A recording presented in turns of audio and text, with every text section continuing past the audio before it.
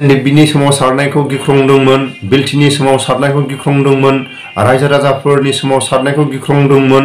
सोरबा गामसा गानग्रा पार्टिया गावसोरखौनो दुगा जानानै लाब गैया। जेरै जोंथ' नुदों बिथांमोननि माखासे आखल आखुआ जेरैबायदि गावसोरसो माने गासैखौबो बर'फोरनि गामसा गानग्रा पार्टिया गावसिनि थाखायल' जाफुंदों। रायजो राजाफ्रा जुदि लामायाव जुदि ओंखाराङोनब्ला, आन्दलनाव ओंखाराङोनब्ला, NDFBफ्रा जुदि गुबुन गुबुन हादराव जुदि दावहा नाङोमोनब्ला, गुबुन गुबुन हादराव थानानै सोमावसारनाय गैयामोनब्ला, बिल्टिनि सोमावसारनाय गैयामोनब्ला बर' हारिया बेबायदि खुंथायखौ खुंनो मोनगौमोन ना प्रमद बर'?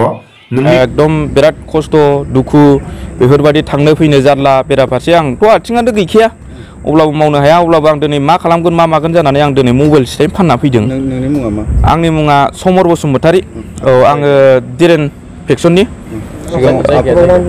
आफादाव बिसाराय होनना बुङो। सिगाङाव फियोमोन ना NDFB एसआवमोन सिगां। एसनिफ्राय आङो बेयावहायनो 2018आव हमजानानै NSA जाबोनानै 2019नि जुलाइ 27 तारिखआव आं गदों। ओमफ्राय 2019नि आगस्ट 1 उइकआवनो आङो दिरेन फेक्सनजों जइन जाफिनदों। दा बे हिसाबै जोङो रिहाबिलिटेसनबो मोनाखै, जेबो मोनाखै। खिन्थु केसखौल' जों मारिनांबाय थायो आरो केसआबो जोबाखै। गिबियावनो बयनिसिमबो खुलुमहरो। आंनि चेनेलनि नायगिरि गेदेरमा रायजो राजा, गाव गावनि बेसेन गोसा समखौ जेरावखि थाया दसे सम खोनासंलाङोबा गासिबो खाहानिखौ बुजिलांगोन, आंनि गोसो गोरबोआवबो गोजोननाय मोनगोन। भिडिअनि फुटेजआव नायनानै आंनि चेनेलनि नायगिरि गेदेरमा रायजो राजा बयबो बुजिखाबाय। आं खावलायो बयखौबो बर' हारिनि बा ट्राइबेलनि दैदेनगिरिफ्रा समानै माखासे नायलांनाया मोजां। मानो होनोब्ला जोंनि बर' हारिया बेसेबां जनसंख्या दं बयबो बुजिखायो। बेखिनि खुंथायावनो जुदि माइ गाब जुजाय, सोरखौबा जोथ्रोदनाय, सोरखौबा बेबायदि खालायोबा उननि समाव मा जालांगोन? जोंथ' नुदों प्रमद बर'नि आखला ओरैबायदि, बिथाङा गावनि गामसा गानग्रा पार्टिखौल' नोजोर होनाय, गावनि गामसा पार्टिखौल' नोजोर होनाय बेबायदि जों नुबाय थादों। आरो माखासे चेनेलफोर दं, बिथांमोना ओरैबायदि बे चेनेलफोरखौ जों बुङोब्ला रायजो राजाफ्रा नाम बुंलायाबाबो बुजिखायो। बिथांमोना 5 बोसोरनि थाखायल' बे चेनेलखौ लाना फैदों नामा? बिथांमोना उननि समाव बे चेनेलखौ फोथांनानै दोननायनि साननाय दंना गैया? बिथांमोनखौसो जों नुयो। बिथांमोना जेरैबायदि गामसा गानग्रा पार्टिया जुदि अबेबा आखाइ फंसे खबबाबो, अबेबा बिथांमोनहा गावसिनि पार्टि जानाय, गावसिनि आलासि थुलासि जानाय गामसा गानग्रा पार्टिनिखौ बै मोननैसो चेनेला ओरैबायदि दिन्थियो, बिथांमोननि चेनेलखौ नायोब्ला एकदम लाजिथावना। नाथाय बर' हारिनि गेजेराव गामसा पार्टियासो बर'फोरनि गांनाय उखैनायखौ लाबोजोब्बाय नामा? बर'फोरनि नासयजानायखौ गामसा पार्टिया बेसेबां होबथाबोनो हाखो? जोङो मानियो लेखा गोरों गामसा गानग्रा पार्टिया, लेखाफ्राव गासिबो आयेनखौ गोरों, जों बुजियो। बै समनिफ्राय बर' हारिया जेब्ला नासयबोजादों, बर' हारिया बै समाव गाथ्रोदबोजादों, बे गाथ्रोदबोजानाय नासयबोजानायखौ सोर होबथाबोदोंमोन?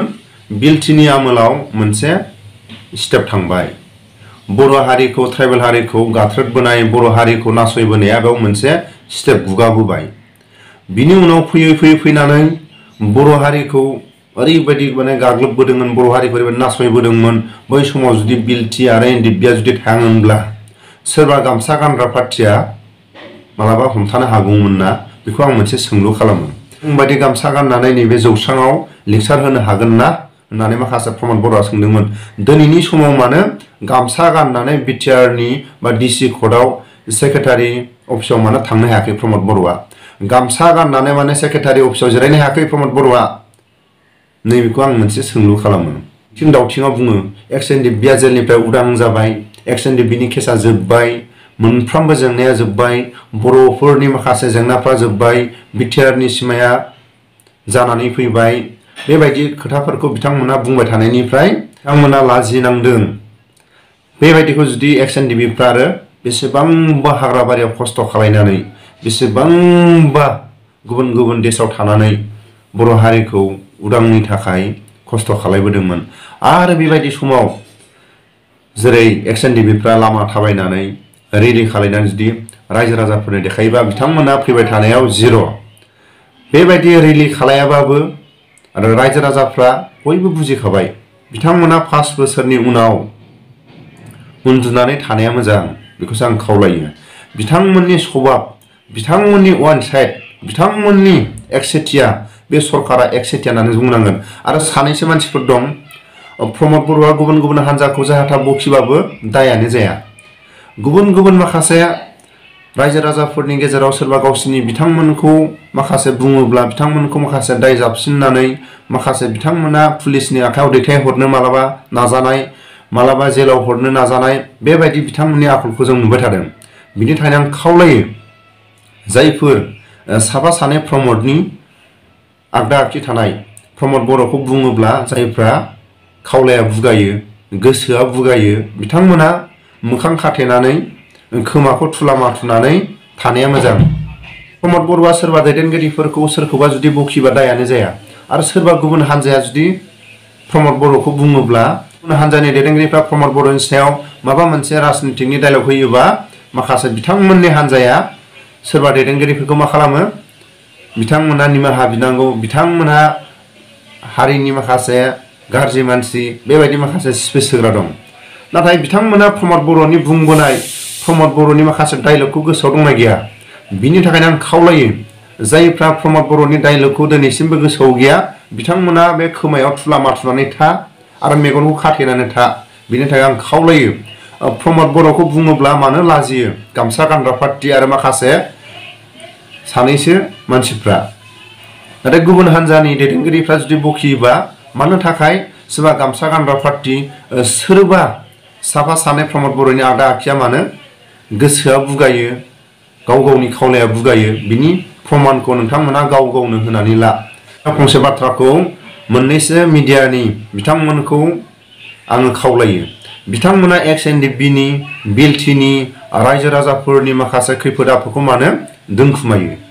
बिथांमोना जुदि UPPLनिखौ नंमायनि होबाय थायोब्ला 5 बोसोरनि आय'खौ बिथांमोना लानानै फैदोंब्ला बिथांमोना बे इलेक्शननि सिगां उन्दुना थानाया मोजां।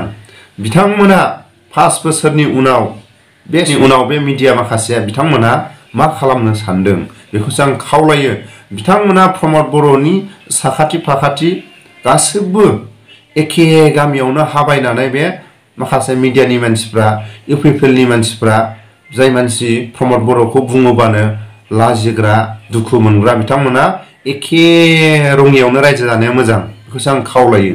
मोननैसो मिडियाफ्रा बिथांमोना नाम बुंलायाबाबो रायजो राजाफ्रा मोनथिखायो आरो बिथांमोनखौ जोङो बुंलायनाङा। बिनि थाखायनो आं खावलायो UPPLनि माखासे दैदेनगिरिफ्रा गामसा गानग्रा पार्टीफ्रा मानो थाखाय वान साइड माखासे मानसिफोरखौ सैया माखासे मानसिखौ नायनो हाया बिथांमोना अराय सम बिथांमोना सैया खालायनाय बियो बर' हारिनि गेजेराव गनायथावना।